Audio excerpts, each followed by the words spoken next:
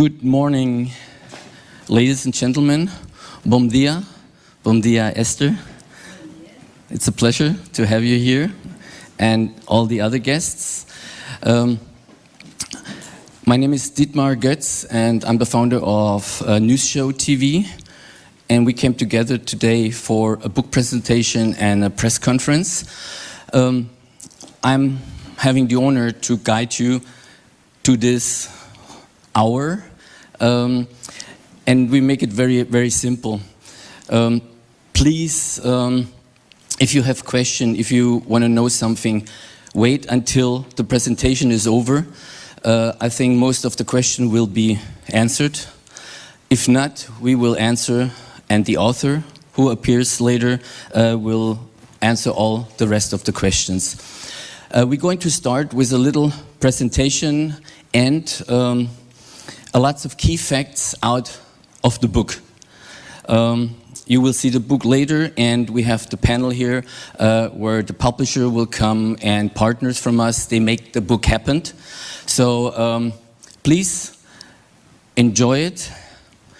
It's a lot of information, and I would say we just start. And you don't have to actually write or make notes if you don't. Please concentrate on the information they're coming. Everybody of you will have a stick afterwards or can download the full file. We have books also here you can take with you, so you don't have to write everything down and absorb all the information now. Thank you very much. I think we shut the light off and start the presentation. Thank you very much.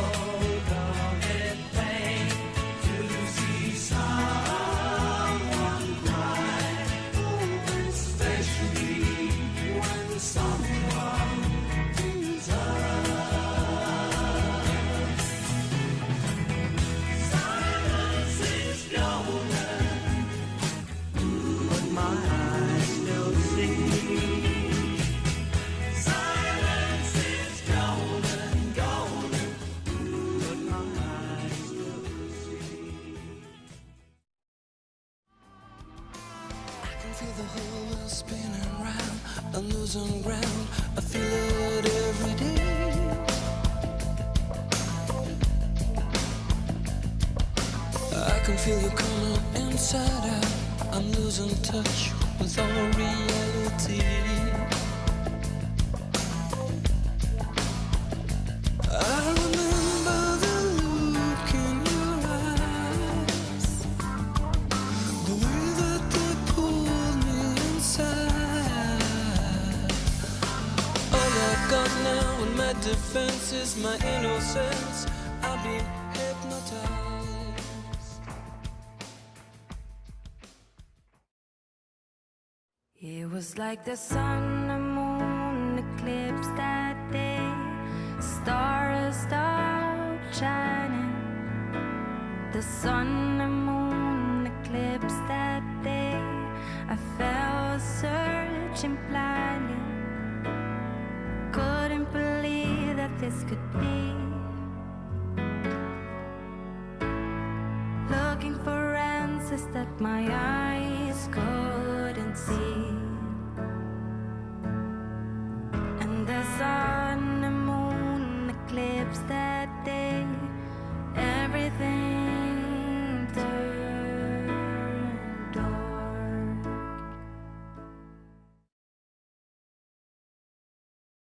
Be sure you're looking down as you're flying through the clouds.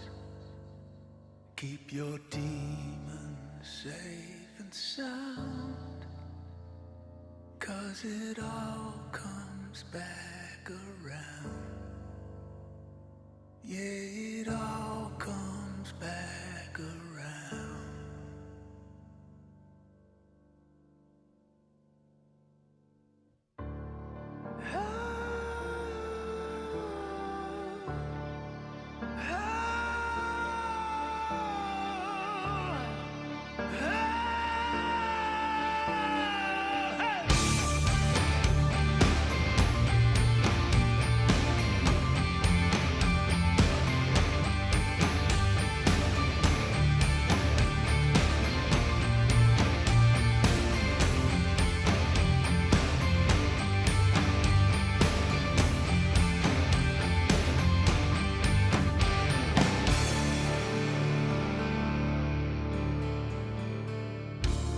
Dark heart disguised, street smart, you survive, preying on weak souls, your cruel ways out of control, forgot where you came from, you thought you'd get away, you never got busted. You just fly away. Welcome to this special event to launch the Foreign Detective's book based on his 7 years investigation, The Sudden Impulse. This may be shocking to some of you, but there was never an abduction, and the Policia Judiciaria was correct about everything except the timeline. Maddie died the night before and was hidden at the cemetery until her place to be permanently hidden was arranged and ready. Today, May 2, is exactly 17 years since Maddie died. Today is the real anniversary. The Foreign Detective has also found the place where Maddie most likely is buried. He was the only one who looked for a grave. What did he look for, and what did he find? He searched for very subtle symbols which Kate would leave to honor the memory of Maddie. Kate's alleged dream led him to search the hill east of Praia da Luz. Madeleine hidden on a hillside overlooking a beach in Praia da Luz. Arranged photo shoot to make you think, look, we always run here, so nothing to see here. The perfect place to visit in the future without anyone questioning why they are there. And you wonder why Kate was back numerous times per year? Kate's prayer while running on the hill. Please God, don't let Madeleine be buried here. Kate wanted the lie to end and left clues for the police. They listened, but not carefully enough. Which subtle symbols would Kate possibly leave by the grave or close to it? The letter M? A heart? Pink flowers.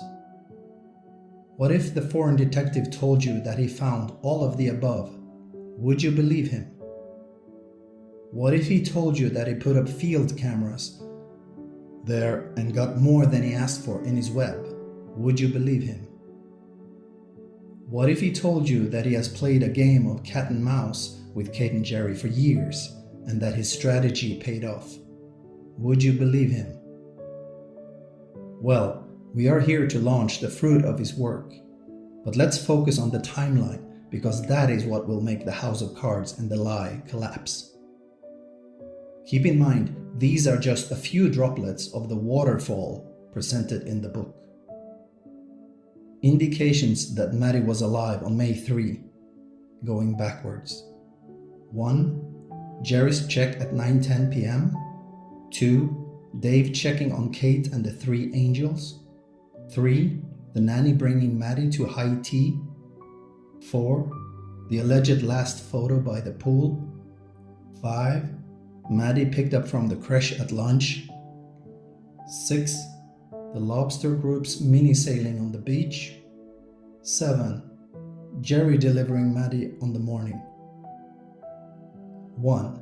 Jerry's proud father moment, where he in the very dark room saw how beautiful Maddie looked, with the abductor standing behind the bedroom door. a darkness in which Kate later couldn't even see if Maddie was in the bed, yet then the window and shutters were open, with more light coming into the room. Conclusion: doesn't prove anything except deception detected. 2. Dave and Kate couldn't agree on anything about this alleged visit. Dave didn't even remember why Jerry told him to go and check, and that Kate was dripping wet out of the shower. Conclusion: he was of course sent, if it happened at all, to have a third person see Maddie alive on May 3. His description of them tells us this is fiction. 3. The nanny, Kate, and Jerry all contradicted each other about the high tea on May 3 afternoon. Conclusion: it cannot be proven that Maddie was there. 4. The alleged last photo was held by T. McCann for weeks and was not presented when the rest of the photos were delivered to the police. The digital photo data had been tampered with, so there is no evidence that this photo was taken on May 3. The skin tones of Jerry and Maddie tell us this could not have been taken on May 3. Conclusion: the photo was most likely taken on Sunday, April 29, but certainly not on May 3. 5. Kate and Fiona both claimed that they picked up Maddie for lunch. Jerry stated that Kate was in the apartment preparing lunch when he went to pick up Maddie. Kate signed the crash records, but the nanny didn't remember anything about lunchtime. Conclusion: major discrepancy, which indicates that Maddie might not have been there at the time.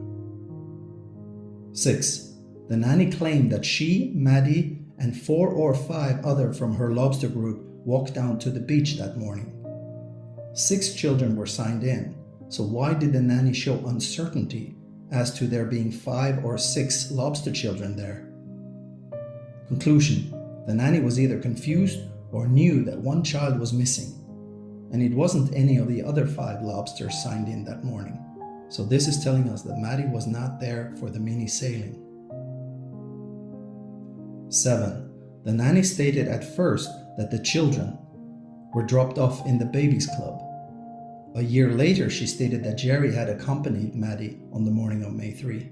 Conclusion: the nanny does not tell us that she saw Maddie being delivered to the creche that morning, but she stated clearly that she, Maddie, and 4 or 5 lobsters walked to the beach that morning. Let's take a closer look. Besides the nanny's words, there is nothing that proves that Maddie was there on that morning. But let us look at a very questionable timeline of events which shed more light on this deception. A crying incident on the beach was added 1 year later. Could this have anything to do with that? The nanny visiting the McCanns. May 6. The nanny stated that Maddie never cried or were discontent in any way, nor did Maddie make a comment of any such thing. May 10. The nanny stated that 5 or 6 lobsters walked to the beach and never met anyone. 6 were signed in, so why the doubt in her language? October 16. The PJ considered charging Jane, Matt, Dave, and Russell, so the McCann's legal team in Lisbon, on behalf of the McCanns, demanded a list of 25 people to be re-interviewed to prove their innocence. The 25 were organized into groups and even specified concrete questions to be asked. The nanny was one of them. November 17. The Tapas 9 had their secret meeting in Rothley. November 25. The nanny visits the McCanns in their home in England. 5 months later, the nanny is interviewed by the Leicestershire police. In April 2008, the nanny changed her original statement regarding Maddie. She changed the story about the morning when Jerry signed the crash records. She introduced a crying incident on the beach after having been asked specifically from the McCann's specially designed questions to her about crying, even though she had been very clear on May 6, 3 days after the disappearance, that Maddie had never cried or shown or expressed discontent with anything. This was, of course, to make you believe that Maddie was on the beach that morning. The foreign detective can prove that her claim of what happened on the beach could not have happened logistically, chronologically, and technically. She cannot remember anything about the signing out for lunch or back in again. The nanny was a Facebook friend of John Corner's daughter. He is the godfather of the twins. It's not a coincidence that the nanny ended up across the Atlantic. The nanny holds the key because Maddie wasn't there on the morning of May 3. Now let's look at indications that show us that Maddie died the night before, on May 2, 2007. But first, let us see what one of the top statement analysts in the world says in his analysis of one of the interviews the McCanns did for an Australian network. Mr. Peter Hyatt trains law enforcement personnel and the FBI in the science of statement analysis. In this statement, we're going to see what we call a statement analysis confession. They actually admit to us what happened. Did you kill your daughter? No, that's an emphatic no. I mean, the ludicrous thing is what's been purported from Portugal is that Madeleine died in the apartment by an accident and we hid her body. Well, when did she have the accident and died? Because the only time she was left unattended was when we were at dinner. So if she died then, how could we have disposed or hidden her body, when there was an immediate threat? It's just nonsense. So, and if she died when we were in the apartment or fell and did something, why would we cover that up? And this is what we call the embedded confession. This is where a guilty party will put together in their own language what happened. And we need to listen and believe them. We also have the principle of them asking questions. This is very important. They're asking questions to find out how their answers will be responded to. Will it be ridicule? Will it be acceptance? Will it sound sane? Will it help get them off the hook? Listen very carefully to what they say. It's a yes or no question. Did you kill your daughter? No is a good answer. And what I teach investigators to do is when someone is asked a yes or no question is to count on their fingers the number of words following the word no. No. That's an emphatic no. And on and obviously it goes into the point where it goes beyond your 10 fingers. When it goes that long, very simply speaking, there is a need to persuade. So the no is not going to stand on itself. If he said, no, I didn't kill my daughter and I'm telling you the truth, this would be something very strong. And we'd have to ask about her. And we'd also have to ask, did something cause your daughter's death? That sort of thing. But here, no, that's an emphatic no. The first thing we know about his denial is that his denial, from his perspective, needs some help. It's weak. That's an emphatic no. So the first thing is no, okay, an emphatic no. My no needs emphasis. Why does it need to be emphasis? Is one.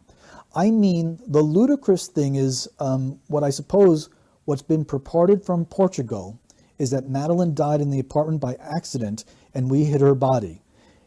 Okay. What he tells us here is Madeleine died in the apartment, his words, by an accident, which would support the pronoun we that we heard between mother and child, and we hid her body. I believe him. The reason I say this is an embedded confession is because he is not entering any other language. He's not quoting anyone. For instance, if I said, well, you said that I killed her, that's not an embedded confession because I'm actually quoting you. Here, he's not only is he not quoting anyone, he's only saying what's been purported, not even an accusation. And we need to be listening to him. This now tells me, as an analyst, Madeleine died in the apartment. So I know from their language thus far that Madeleine is not alive. They are in need of an alibi.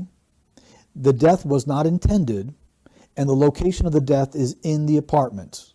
And again, by accident. And then I know something else now. I know that we hid the body. Jerry and his wife, the two McCanns together, they worked together to hide her body. Then he goes into questions, and this is where guilty parties are looking to see what a response is.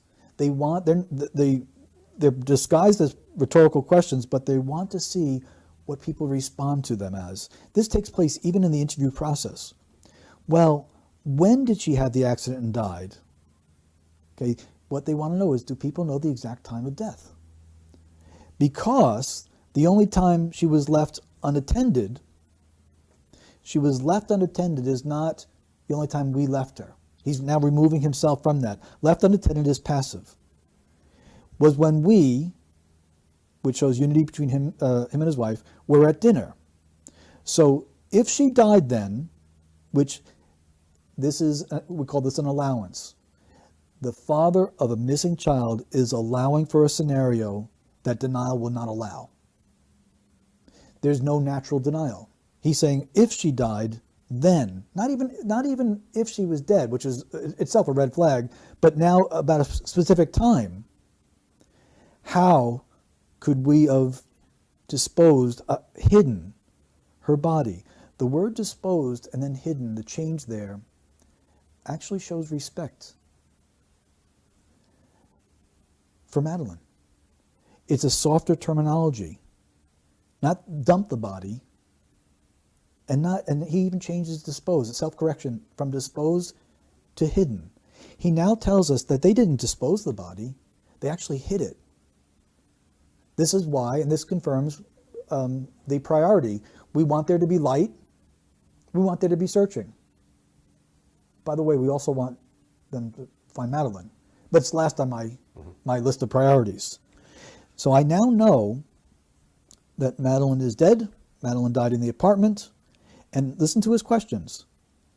When did we do this? How did we do this? You know, when there's an immediate, it's just nonsense, self-censoring again. And if she died when we were in the apartment or fell and died, why would we cover that up? Okay, that's the most important question he asks. So he now introduces something else that may have happened. Madeleine fell. I am concerned and remain concerned that Madeleine may have been drugged in any way, shape, or form, whether it be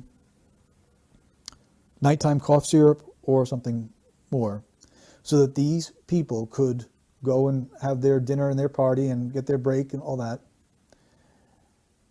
that Madeleine awoke and fell and got injured, and the injury was beyond. And that gets even more ludicrous, that we've obviously hidden her somewhere incredibly well, where nobody's found her. I believe what she's telling me. I believe that, first of all, the word obvious means to accept without question, and I am following it. That we've obviously, it's obvious to, and this is a concern of hers, that people recognize they've hidden her somewhere incredibly well where nobody's found her. Now, consider this. This is supposed to be from a mother of a missing child who is spending a lot of time defending herself, trying to ridicule the accusations, instead of pleading for her safe return and talking about what she's going through. Again, there is no concern for what Madeleine is going through by biological parents, close relatives, the closest relatives. And we had her so well that we then decided we'd move her in the car, which we hired weeks later. And, you know, it's just ridiculous. So now we have a change of language from ludicrous to ridiculous. We have a car entering her language, and the timing is not lost on us either. She now says weeks later. So if someone was concerned that the death took place at a different time, she's now saying, you've got a good idea to be concerned about that. She's playing with the time. So to narrow down the time frame to what they want us to think it is would not be a wise investigatory move. We'd have to be open to other time here. When you come back to Portugal, do you feel closer to Madeleine?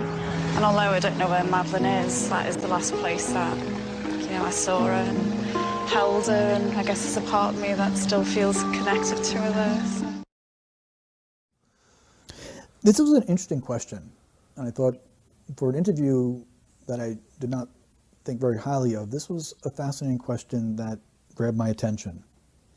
and I think the interviewer might be probing for what we actually get here, is her answer is important. Although I don't know where Madeleine is, no one accused you of that. So before she even gets to her motion, she has a need to deny that she knows where Madeleine is. You know what that tells me? She knows where Madeleine is. Right. That she's actually affirming that we hid her incredibly well. These two smart people who were in panic mode for themselves hid her incredibly well.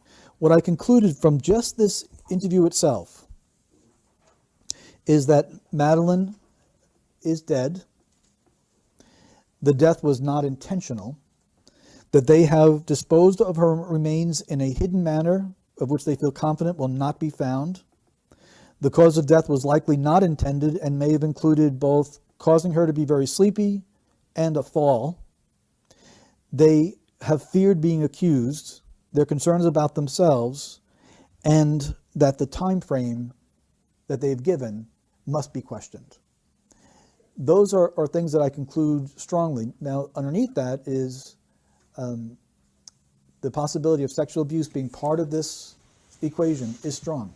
And it would have to be explored, yes. Right. Okay. It would have to be explored. Jerry, well, when did she have the accident and died? If she died then, how could we have disposed or hidden her body? You know, when there was an immediate search, it's just nonsense. If she died when we were in the apartment or fell and did some, why would we cover that up? Jerry introduces falling, but most importantly is that he addresses the whole issue with the case, the when. He also leaves out the word resuscitation. He is leaking the truth here. If it happened earlier, then new possibilities arise. Jerry is ridiculing two things: that hiding the body would be impossible on May 3, not completely true, but the whole thing couldn't have been arranged in such short time. The second ridicule is an absurdity, as there are numerous reasons to hide a dead body. For example, if something could be discovered by examining the dead body. Indications that Maddie died the night before. Jerry claimed that on this special day of Wednesday, May 2, they unlocked the patio doors, while Kate stated they were always unlocked that week. His argument was that they did that in case friends, for the first time that week, would check inside apartment 5A. Jerry claimed that Dave might have done it, but Dave stated he did not. So no purpose for unlocking the patio door on May 2. Keep in mind that Jerry, in his first statement to the police, said that he and Kate used the key to the front door when they went checking. Why was it important for Jerry to change his statement, do you think? Two reasons. The police had found out that the shutters were not jimmied or broken open like they claimed, so they had to create a new point of entry and exit for a stranger. Second, Kate could not have walked past the bedroom window without noticing the shutters being open. Kate claimed she had to sleep in the bed by the famous window because Jerry had ignored her on this only night the group stayed out late. Jerry thought it was because he snored.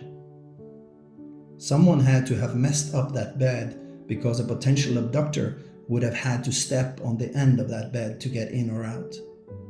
However, she slept there for a completely different reason on this crucial night, and on this night of all nights. Jerry had stated on several occasions that Maddie only cried on one night. Mrs. Fenn upstairs had heard Maddie cry for 75 minutes on Tuesday, May 1, from 10:30 p.m. till 11:45 p.m. So the only logical time where Maddie would have asked her parents in passing why they didn't come when she and her brother cried last night was on the next morning, the morning of May 2. Jane told on the Channel 4 reconstruction video that if Jerry had looked at her, she would have said something like, "Kate's been moaning since you'd been away so long watching football." The second leg of the semi-final of the Champions League between AC Milan and Manchester United was played on May 2. There was no football on May 3, and Jerry was only away 10 minutes on his last check. So Jane is referring to May 2, the day of the tragedy, and the night Kate felt ignored by Jerry as he had been away watching that big football match. Jez Wilkins, looking right at Jane if she had walked past them, didn't see Jane, so Jane wasn't there to see the abductor. See, I think you were about here.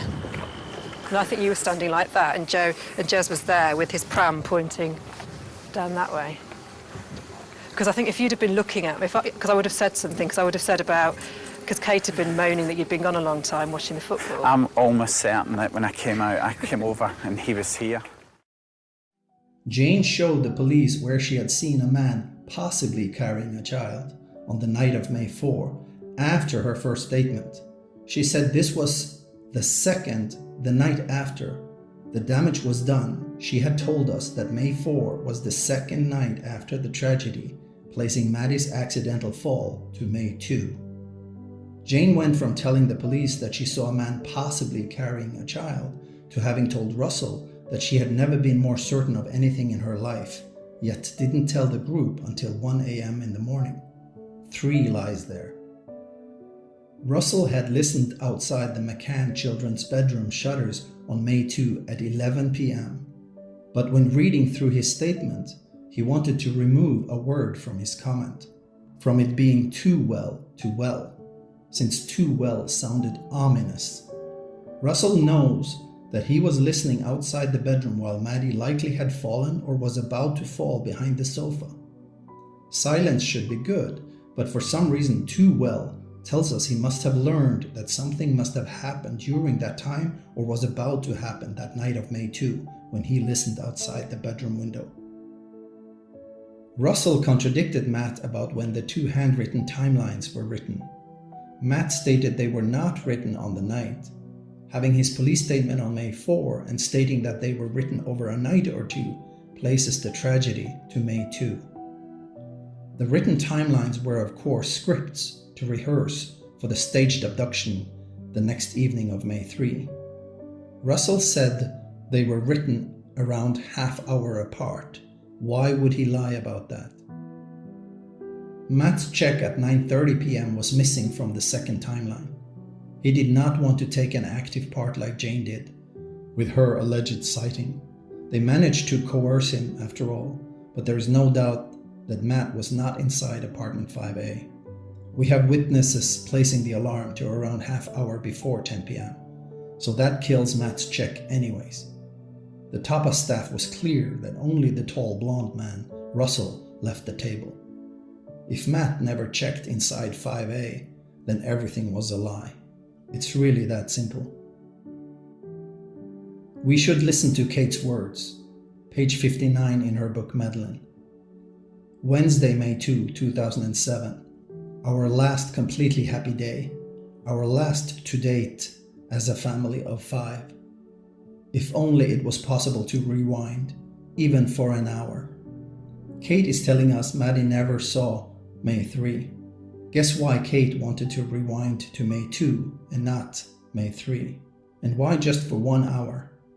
Because Kate told the police that they hadn't checked for 45 minutes on the crucial night, the night of all nights. So 1 hour would likely have prevented the accident from happening. To solve mysteries and crimes, we have to listen carefully because truth has a tendency to leak through the tightest cracks.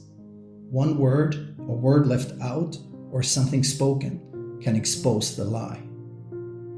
Let's look at something Kate said a year after in regards to them doing their own listening checks. I think that it'd even be 1 second where someone had said, "You think it's gonna be okay?" It wouldn't have happened. How would someone saying something prevent an abduction? Kate claiming that they had the patio doors open all week doesn't seem to affect her risk assessment. That tells us she has something else on her mind. Kate's 1 second leads us to a more plausible scenario. Let's listen. I think if there'd even been 1 second where someone had said, "Do you think it's going to be okay?" it wouldn't have happened. You know. Did you notice Kate's wink? Kate is referring to a scenario where someone who knew Maddie would calm her down. Then it wouldn't have happened. The 1 second is relevant to the time when Maddie climbed up the sofa, and where "it's gonna be okay" would have prevented the accident. Let's listen to the McCann's narrative about having been watched for days. Then you will see Jerry's plea to the abductor. Take note of the contrast between these two stories. They've been watching us over a matter of days, I'm sure. You know, they know, you know, they must have known, you know, that Jerry had just been into the apartment, and then, you're right, there was only a small window of opportunity, but, you know. Kate told us someone had been watching them for days. The McCanns falsely used the crying incident on the morning of May 2 and Maddie's comment as if she was alive on the morning of May 3, but also to indicate someone had tried the night before. Yet Jerry wrote this appeal to the abductor.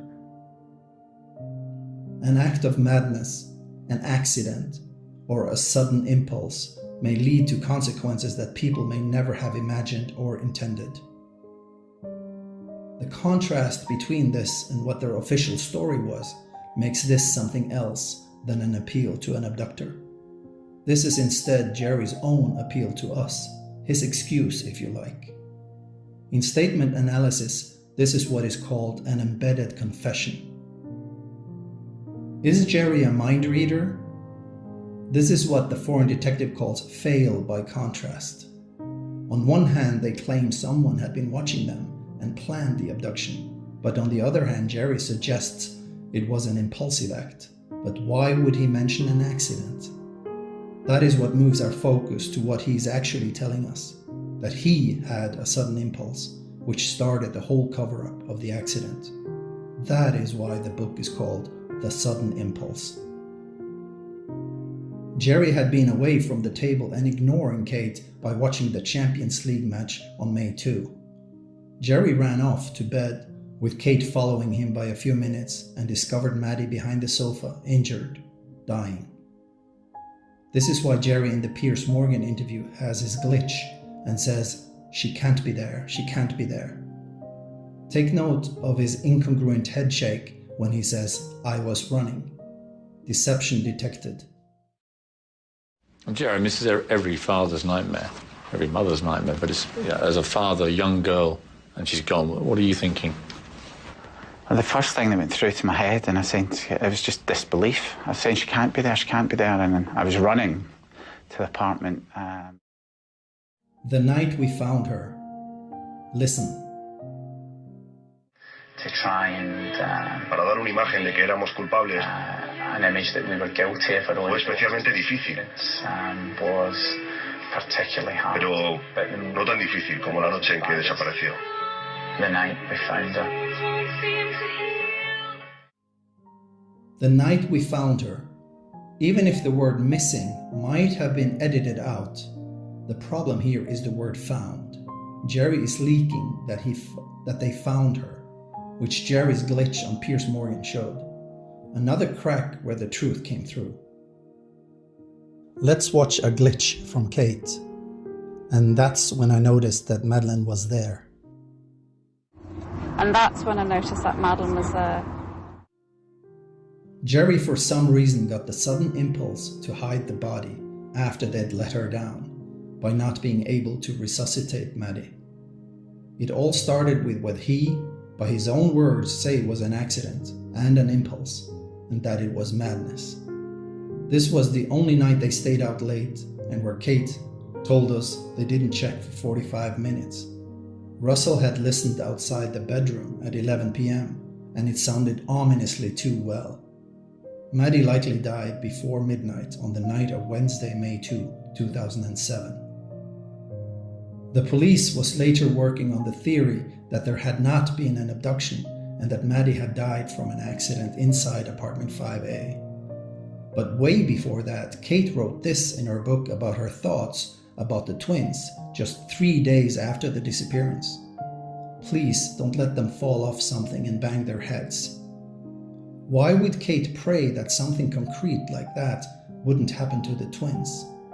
It's because she's leaking the truth that Maddie fell and banged her head. Kate, there is one thing of which I am confident. I believe wherever Madeleine is, God is with her. And during my calmer moments, I also believe that in God's time, we'll get there. Kate had also said in an interview, I just want to press a button and we're all gone and it's all finished and we're all together and gone. Whatever. It aligns with the statement above, indicating the knowledge that Maddie is dead and in heaven. How would Kate push the button for the four of them and then meet Maddie in heaven if she was in the hands of strangers somewhere? I just want to press a button and we're all gone and it's all finished and we're all together and gone, whatever. Kate, on page 1 in her book, wrote that her book was an account of the truth. Yet on page 2 she wrote this: I know the truth, we know the truth, and God knows the truth, and one day the truth will out. Yet publishing the truth is fraught with risk for our family. It lays us open for more criticism. How can Kate tell us that her book is an account of the truth, yet on the next page tells us she can't tell us the truth? And how can they know the truth if Maddie simply vanished without any trace of an abductor? There are no news in her book that people don't already know, and there is nothing in the book that is fraught with risks or more criticism. So the one day is obviously not the day her book was published. And the truth is obviously not shared with us in her book. Well, Kate, the truth is out now. You've tried to end this lie many times, but people didn't listen well enough. Let's hope that the truth will set Kate free. Sometimes the body can't stop the truth from slipping through. Let's watch Kate's very subtle headshake when she's confronted with always having maintained that Maddie could be alive. What's your best hope of where Madeleine is now? Because you've always maintained she could be alive. Because you've always maintained she could be alive. Let's look at something interesting. Martin Grime, the trainer and handler of Eddie, the Springer Spaniel, who marked for cadaver scent on 13 items of the McCanns. Mr. Grime was intercepted by the intelligence services at the airport after the job, and we see something strange during Eddie's sniffing test. On the list of positives, Kate's white top is listed, but Jerry's light blue O'Neill shirt is left out. Why? Eddie clearly ignored Kate's white top, but marked with 11 barks after having lifted Jerry's shirt. This was the strongest positive of the whole test, along with Kate's checker patterned pants.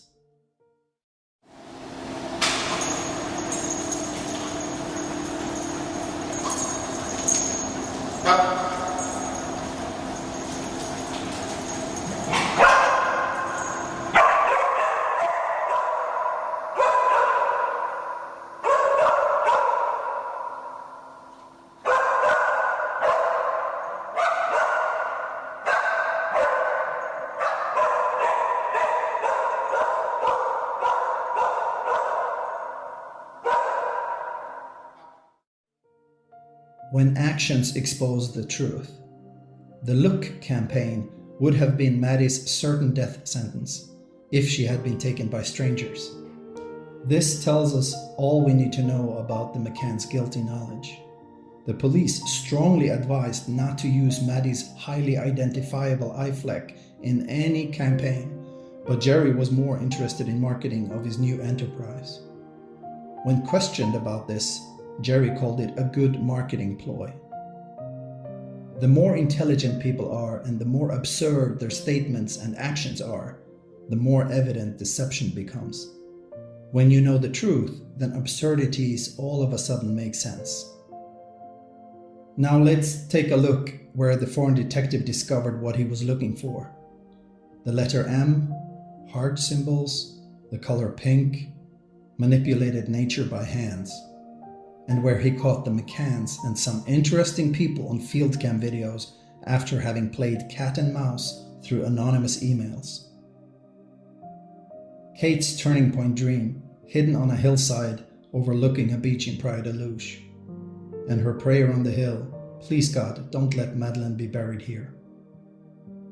3 main areas found interesting after the first screening of the hill. The first findings were at the lower part of Area 2, and this is where the police did a survey with ground-penetrating radar and found only rocks under Spot 1. Then a video of the McCanns showed that they had more interest higher up. There, the foreign detective discovered different kinds of symbols and signs. Let's look at the areas and the spots of particular interest.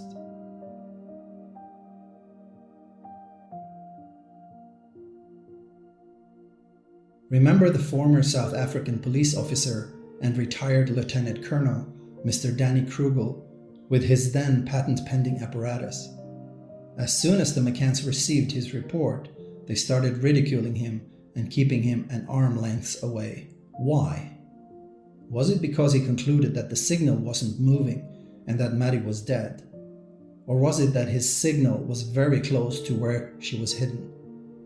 A decomposing body where DNA leaks into the ground may give an area instead of a spot, like Mr. Krugel's triangle. Did the McCann start mocking him because he was getting too close?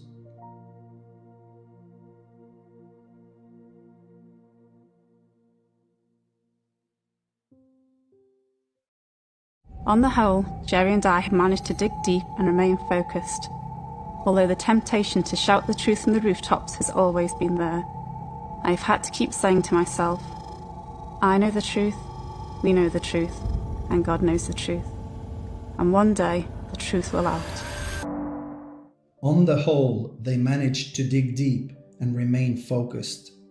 They wanted to shout the truth from the rooftops. Which truth? We should believe her words. From the rooftops. Kate's dream, hidden on a hillside overlooking a beach in Praia da Luz. Please God, don't let Madeleine be buried here. Jerry and I managed to dig deep. Spot 5 may very well be Maddie's grave. 3 pink-flowered wild plants in a straight line and equal distance apart over a slight sunken-in top surface. And now we know why the nanny showed uncertainty about 5 or 6 children walking with her to the beach on Thursday morning, May 3. What she leaked was that one child was missing, and that was Maddie. Maddie was already lying exactly how Kate expressed her repeating nightmare of a vivid and horrible slideshow of Maddie lying mottled on a large grey stone slab, which was at the cemetery. Why would Kate have this repeated vivid slideshow going inside her head for days and weeks? Because it was the truth. Maddie was decomposing at the cemetery before they moved her in the rental car they had rented about a week before the moving of the body. Why would Matt say that the name of the cemetery road was a horrible, then leave the next word out? The next word was coincidence, which told us at least that Maddie was dead, but more likely that she was hidden at the cemetery, and backing up Kate's horrible slideshow. A witness saw the McCanns behaving suspiciously one night at the church, carrying a large black bag. The purpose was to have Maddie's body blessed before placed in her grave on the hill. A bumpy ride made liquid from Maddie's decomposing body get out from the bag and onto the back of the boot of the car. So what now? Well, the Policia Judiciaria has ignored the foreign detective ever since they used ground-penetrating radar at Spot 1 on the hill in December 2017. Will Operation Grange ignore this, like they are ignoring Dr. Perlin's free-of-charge offer to check the mixed DNA sample found in the boot of the McCann's rental car with the true Allela DNA technology, which could give us the answer as to what chance the mixed sample found in the boot of the rental car contains Maddie's DNA. They obviously don't want an answer to that important question, even though the preliminary report had already leaked and concluded there was a 100% match, but was later retracted for some reason. In this book, you will find that this test is not needed to actually conclude that Maddie's DNA was in the car they rented 25 days after the accident. With these revelations and this new evidence presented in this book, We will soon find out if the Metropolitan Police will try and save what's left of the New Scotland Yard's reputation in this case. Let's watch and listen to Mr. Colin Sutton as he reveals to us what Operation Grange was, and still is, a ghost hunt and a cover-up. Mr. Sutton was the man in scope to lead Operation Grange from the start. Colin, in 2010, your name was being talked about to head up the Scotland Yard investigation. What happened? I did receive a call from a very senior Metropolitan Police officer who knew me and said that it wouldn't be a good idea for me to head this investigation on the basis that I wouldn't be happy conducting an investigation where I was told where I could go and where I couldn't go, the things I could investigate and the things I couldn't. What do you think your caller was getting at? The Scotland Yard investigation was going to be very narrowly focused, and that focus would be away from any suspicion of wrongdoing on the part of the McCanns or the Tapas friends. Any investigation normally starts with eliminating those closest to the child, and even with zero evidence of an abduction, but to the contrary, many signs of staging, the British police started off with a nonsensical story that Maddie couldn't have started her own life, so she must have been abducted. Let's watch a very uncomfortable Assistant Commissioner Mark Rowley. The first part about the McCanns having been completely dealt with in Portugal was a blatant lie, which was confirmed by the Supreme Court, where the McCanns were not cleared of suspicion. The parents' involvement, that was dealt with at the time by the original investigation by the Portuguese. Say all the material, we're happy that's completely dealt with. She wasn't old enough to make a decision to set off and start her own life. However she left that apartment, she's been abducted. A Policia Judiciaria representative witnessing in the McCann's case against Mr. Amaral stated that the British police on site agreed with the Portuguese police suspicions and conclusions. It is blatantly obvious that Operation Grange was started to make sure the group of doctors would get out of this problem they had created for themselves. The embarrassment of the circumstances of the accident is actually enough to set that in motion. But since we learned about the Gaspar statements, we are stepping into a different territory and a stronger case for hiding the truth and the body. While one or both of them may be innocent, there is no clear evidence that eliminates them from involvement in Madeleine's disappearance. Assistant Chief Constable Leicestershire Police on Kate and Jerry McCann. Was Mark Rowley aware of this statement when he lied to the public on TV? Scotland Yard. There is always the potential that she didn't leave the apartment alive. DCI Andy Redwood eliminated Jane's sighting of an abductor in a peculiar way. Jane wasn't there to see anything, but instead he replaced her Tannerman with Dr. Totman to save her credibility and to shift focus to the Smithman sighting. An absurd action with no logical purpose. Yet Team McCann still to this day pushed the phantom Tannerman abductor. Redwood stepped down as he knew this was a dead end. The foreign detective believes that Redwood believed in the forensic dog searches and knew that no one abducts a dead child. A torn man at best. We should all wish that we had friends like the McCanns had at the Ocean Club, so don't judge them too hard, as you would likely have done the same thing, lie to save a family from trouble and to get out of the same boat you are in. Like Kate wrote and said, one day the truth will out, and here it is. Maddie died the night before. And keep in mind, these were just droplets from the waterfall in the book. The police have to open an investigation of Maddie's accidental death in apartment 5A on May 2, 2007. Let's see which of the dominoes will fall first. Who will contact the police to give a truthful statement about the tragic event the night before? We have a race with these top 3 contestants. Matt, who didn't really want to take an active part by lying about his 9:30 p.m. check inside the McCann's apartment. Kate, who obviously wanted this lie to end just 2 months after the tragic accident. Maddie's nanny, who was played, coerced, and led to lie about Maddie having been with her on the morning of Thursday, May 3. We also have surprise contestants. Let's call them the Golden Nuggets, who were caught on the field cameras in the game of cat and mouse. Will the police follow up? Will the police do a real forensic search or be embarrassed by the public going there to find the remains? Will the British intelligence services try and remove it? They will be caught red-handed if they do. But there is no purpose of removing the remains, as the new timeline kills the lie of the abduction anyways. Most likely Kate will make sure Maddie's remains are brought back home for a proper burial and a grave.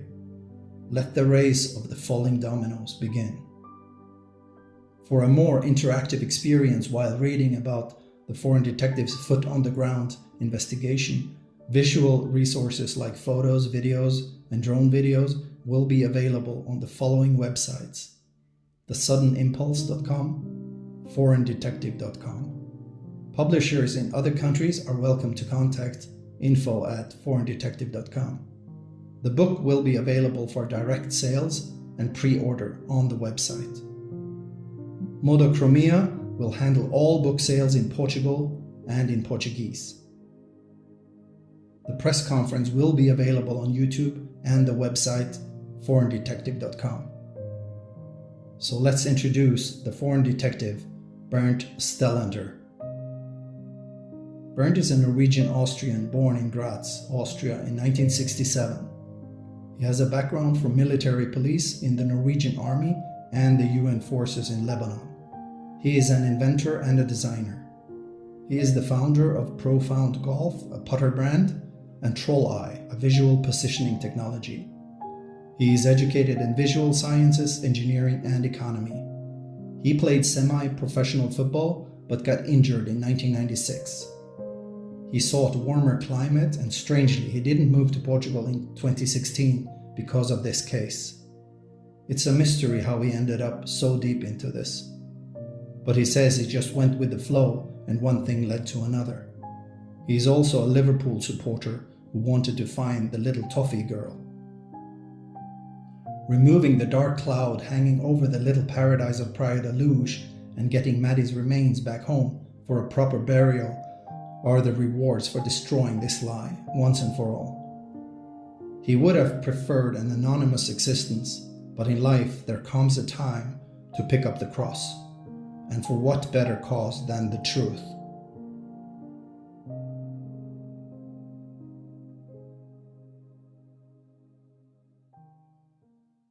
Introduce you now the parties they've been involved in that book. And actually, around 1.5 years ago, the author approached me to show me something. We had a couple talks, and he showed me on a stick the first script of the book and asked me if I would be interested to work with him and bring this alive. He was looking for a publisher. And alone, it's pretty hard. And as you can imagine, a lot of people don't want to take hand on a theme like this. So we talked, and I was really fascinated what he did all these years. And I spread out to my network, to my partners at Chatro International, civil diplomats. We talked, and we found in our circle a publisher who would take the guts to take this on through José Geraldo, and Bruno will say something about him. And actually, Bruno Costa was the first one I approached. Please, Bruno, if you would come up and say a couple words. And then it was going on from one to the others, and with a lot of conversations. Bruno, welcome. Thank you very much. Just coming down from Lisboa. My pleasure. Thank you very much. Thank you. Bruno, maybe you say a word to José Geraldo. He cannot be here today. He's in Lisboa with a group of militaries. He is one of, and maybe you say this in Portuguese or in English, what his position is and what kind of guy he is. Thank you. Well, welcome everyone.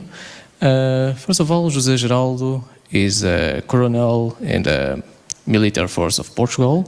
He's a writer. Right now he's preparing his book in Lisbon, that's why it's impossible to be here.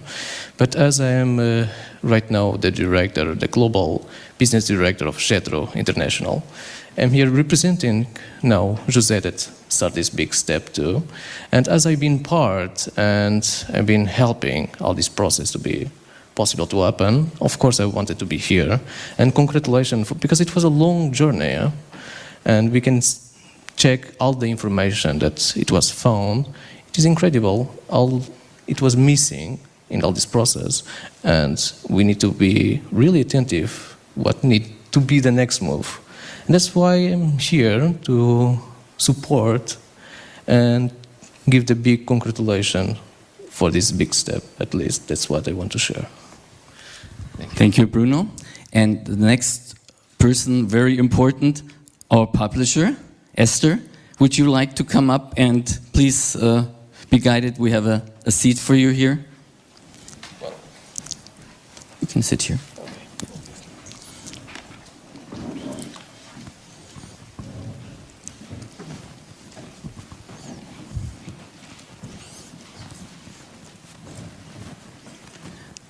Welcome, thank you. Maybe you come over. Sit here, that's fine. I'll bring you.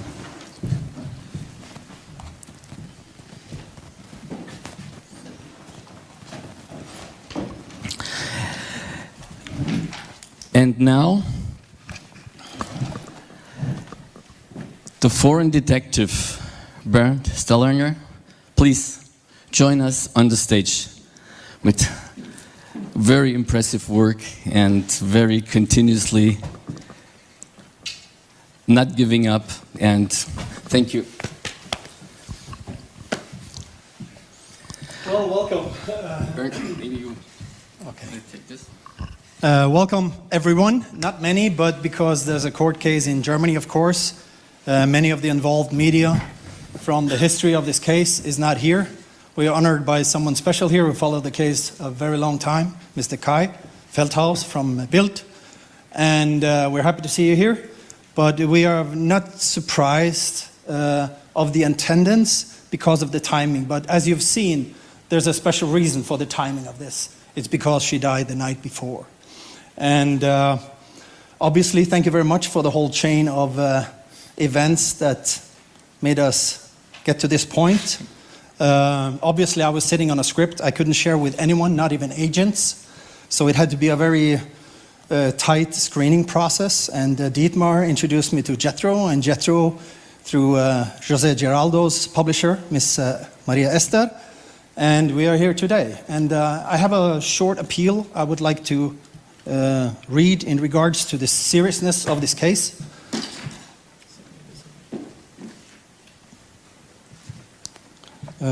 Because obviously a truth that has been hidden for so many years. There's a lot of people involved. We cannot understand the pressure the Tapas friends have lived under. The friends had to watch the McCanns take the lie to a level where blowing the whistle soon became impossible. They were trapped in a nightmare. For their own sake, let's hope they take this opportunity to tell the truth. Let the truth be welcomed and a good thing. The only thing I wanted to destroy was the lie. So please be gentle with the Tapas friends and the poor young nanny, which now is not young any longer, but she knows what she's been a part of, sadly. So that's what I wanted to say. Thank you. Bernd, if you want to have a seat.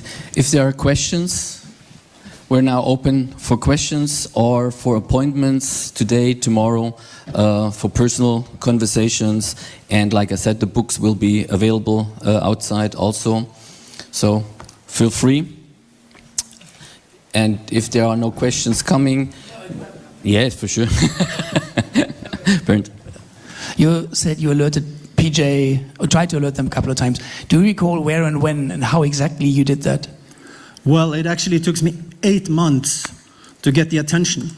I actually tried to get in contact with Mr. Gonzalo Amaral and tried to get a team of trusted people that could keep this within the country, because I believe strongly I could have solved this case in 2 months.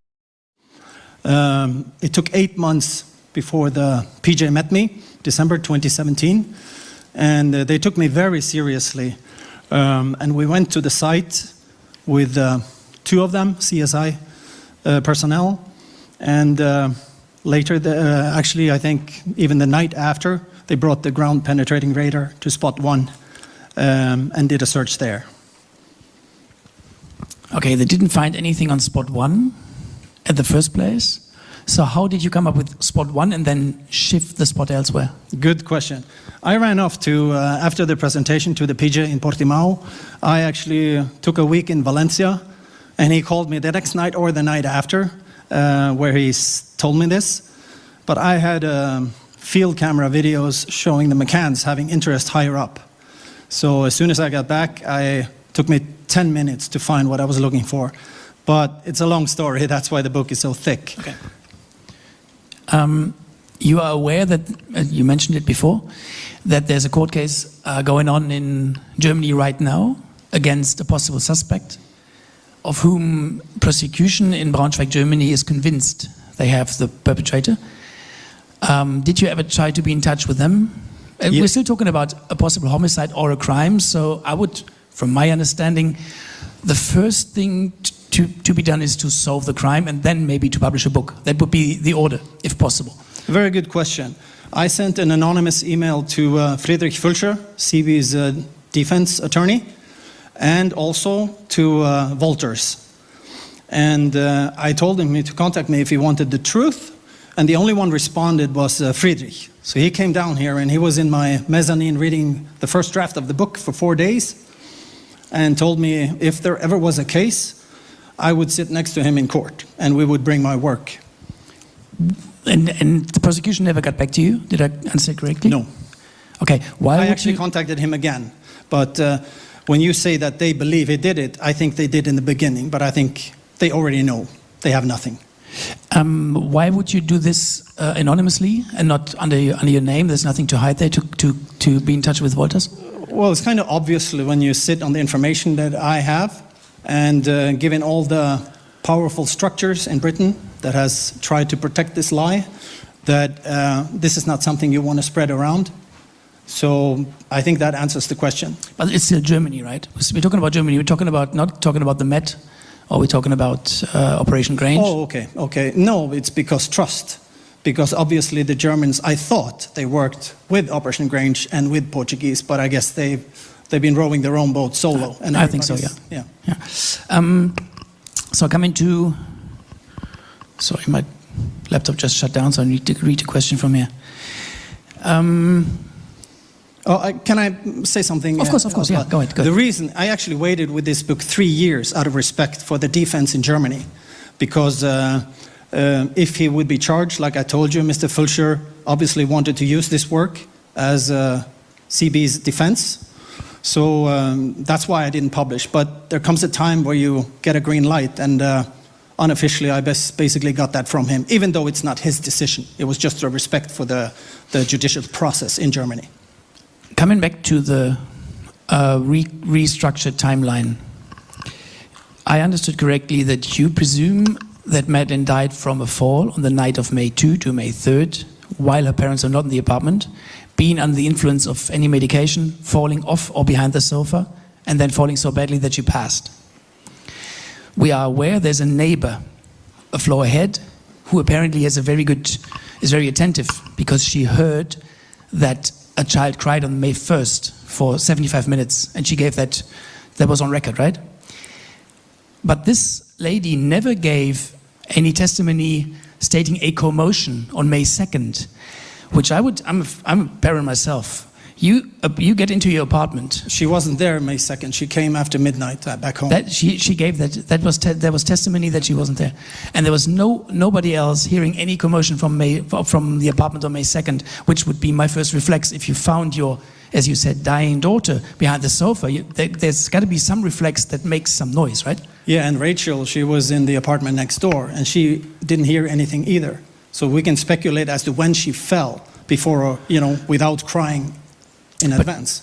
But did I understand correctly that, according to this reconstructed timeline, that at least 7 of the Tapas 9 are among those who knew? Is that correct? Or is it only Matt and Jane Tanner? Well, in this universe, you would assume all of them knew what must have had happened because of the arrangements for the cover-up the next day, of course. I'm trying to keep the mother of Fiona out of this, but and she was very clever in her statements, but sadly she's involuntarily in this nightmare as well. So of course I think everybody knew. Yeah. You got a bit of a background and experience in police work.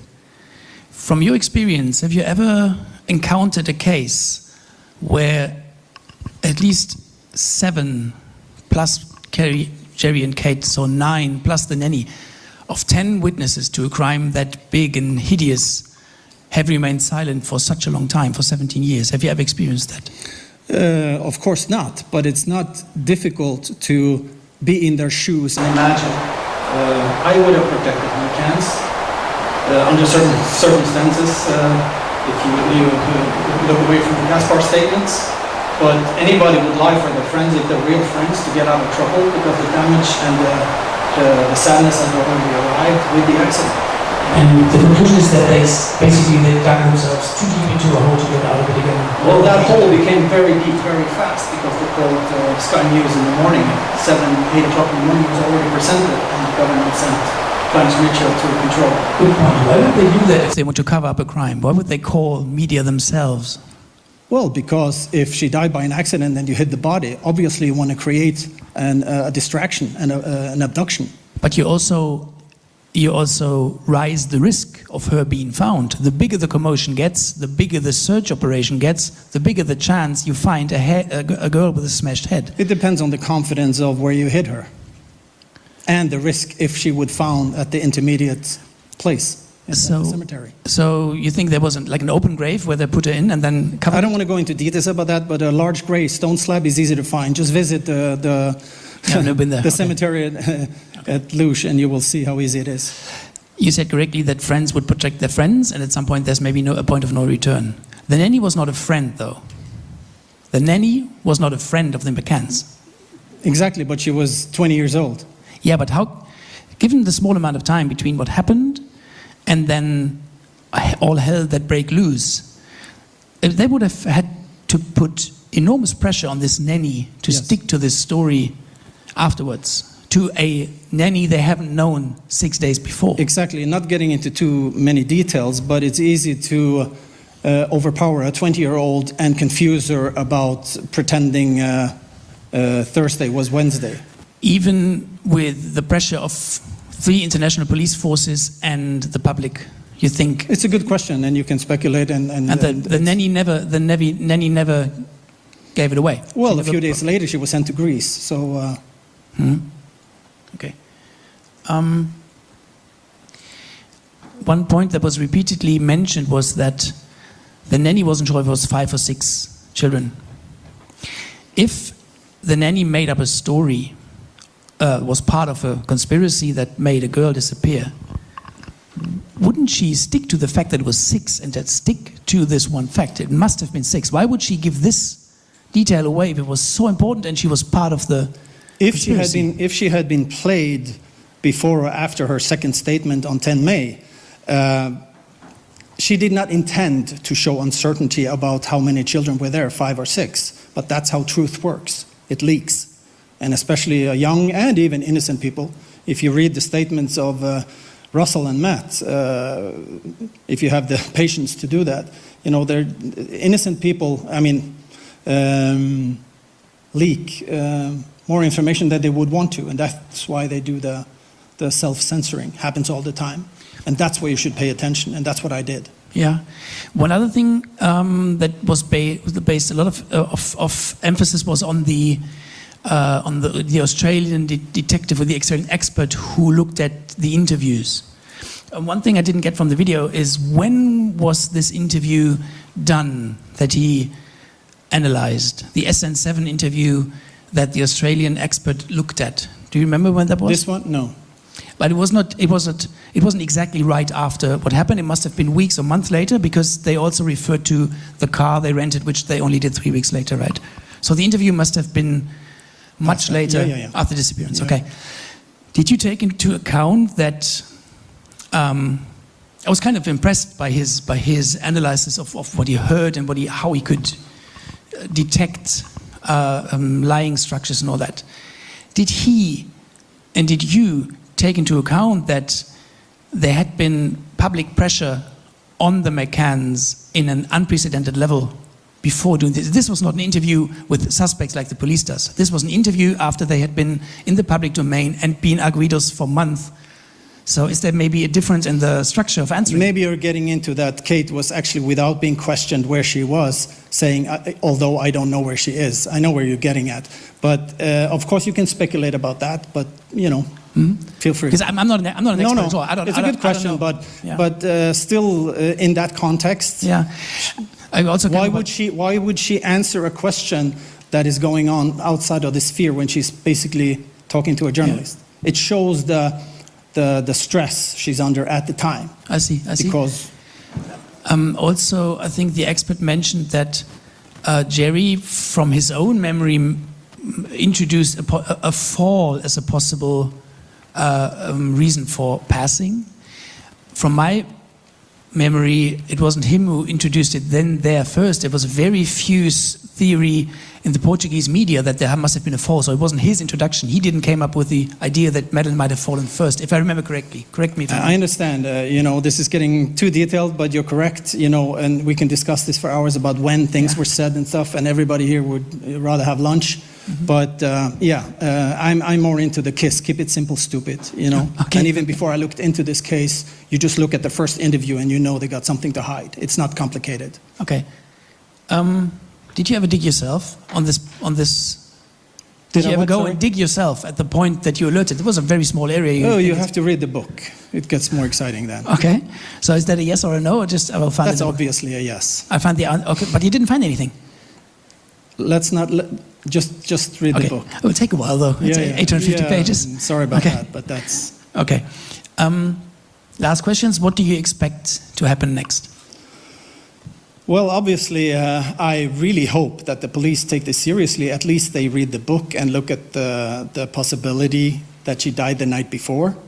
And I think everything will fall from that. But also, I believe that the pressure on these friends, now that you hit the bullseye, somebody will wake up and call their lawyer, or we'll see if they meet in Rothley again, another secret meeting, or if they talk to their lawyer. I don't think everybody of those friends will show up at that emergency meeting they probably will have after this to be proactive again. So we'll see how it evolves.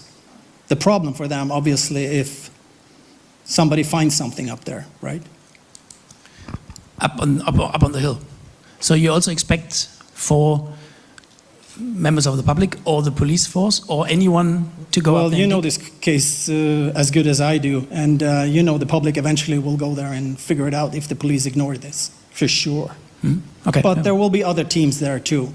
Okay. Danny Krugel will bring his team from South Africa That's a South again. African? Okay. Yeah, and I also had Fable, a black German Shepherd from Sweden that was going to come here. Okay, but he's archaeology dog, but the hasn't COVID been here stopped yet. Hasn't been here yet, but it's supposed to come.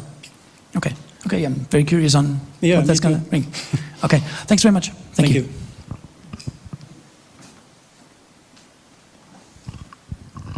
So if there are no more questions, I think we close the presentation. The book is here, and feel free. And thank you very much again for coming and listening so patiently. Thanks a lot for the panel, for all the people involved. Bernd, for all these years of work, and thank you for the time we're together. Was quite an experience for me too. Thank you very much. Thanks a lot, and have a wonderful day in Portugal. A wonderful travel home. Thanks a lot. Take care. Thank you very much. Thank you.